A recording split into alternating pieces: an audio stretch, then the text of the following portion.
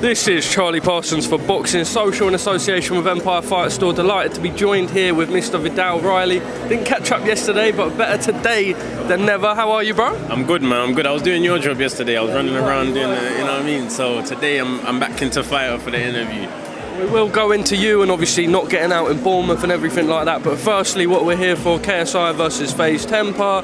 I suppose first let's go into it. I did an interview with Mams a couple of weeks ago over the sort of new year. He expected Dylan Danis to fight. Then I've done another bit. They got rid of the rehydration clause. He still pulled out. They take Temper on 2 weeks' notice. Your first thoughts on Dylan Danis pulling out and all the affairs there? I saw you didn't expect him to come. Nah. I knew you weren't gonna roll. So I wasn't surprised. But I'm not into long slandering of somebody. You know what I mean? I'll let up what I'm saying, my fire, and then I'm good because I can't invest too much. I already called him a backside on my Twitter and that, and I'll leave it as that. Look, obviously Dylan Danis is a southpaw. KSI now fights FaZe Temper, who's also a southpaw. I suppose on 2 weeks' notice, if we look at boxing and if we were to look at a pay-per-view on this magnitude, you would also bring in a southpaw on 2 weeks' notice. Do you understand it? It makes sense. I mean, if the camp is preparing for a southpaw and then you can get a replacement southpaw, you ain't got to change your job too much. So I'm happy for JJ that that's the case, and I hope that he can show his camp was specified for a southpaw. What do you think of FaZe Temper? Obviously now linking up with Deontay Wilder's trainer Malik Scott, which is, clearly proves that there will be definitely improvements on last time, but Slim also a little bit disappointed he wasn't given the shot. FaZe Temper, we've seen him, he fought Slim, he got knocked out there, he had a comeback against Overflow with a knockout.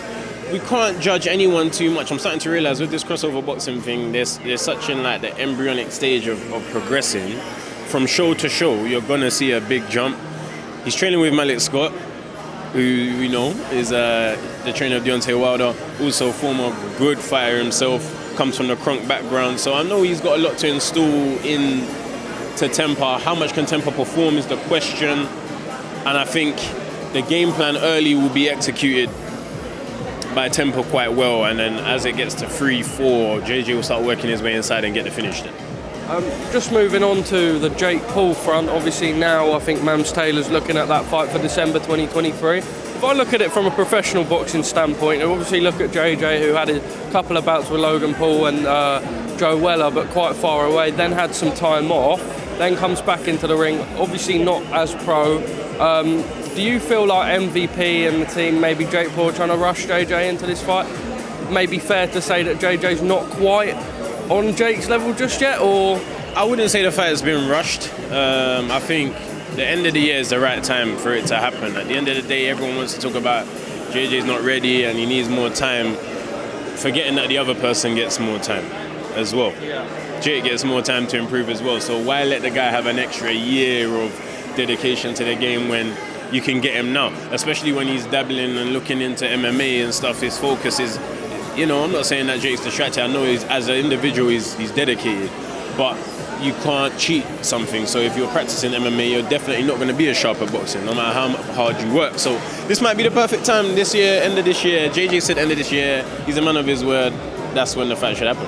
And as we know in boxing standpoint, things can also be a bit of a smokescreen. Obviously, Jake Paul being vocal doesn't actually have anything to do with negotiations. That will all be done with a fine-tooth comb between Nikisa and Mams and the teams at MVP and Misfit. Yeah, of course. Listen, man, and when I don't know if you saw my interview with Anthony Taylor the other day on Ron Wills. Shout out to Ron Wills, subscribe there. I realised I don't know as much as I thought I knew about what happens in this industry and behind the scenes, and he obviously shared a lot with me off camera that will remain that way, but it made me realise, don't think you know what's going on, don't listen to Twitter because there's bare shit going on and bare stuff going on. Just on the card itself, Anthony Taylor, someone you just mentioned, a live and I suppose fun character really to be able to turn up to these events, and he can really sell stuff well. He fights Idris Virgo with a boxing background, obviously one that me myself I'm quite looking forward to. See the return of Swarms, KSI's previous opponent. Slim fights Tom Zanetti. Some good fights on the card. There's a lot of good fights.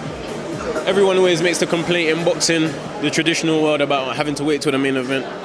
I'd say recently, not being biased, but Boxer, they've found a way to actually make the cards last all the way through. Whether you got up and coming talent and then you got the stars at the end, it is becoming a thing where I'd say this world, the crossover boxing world, has put pressure on the traditional world to make sure the card is entertaining all the way through.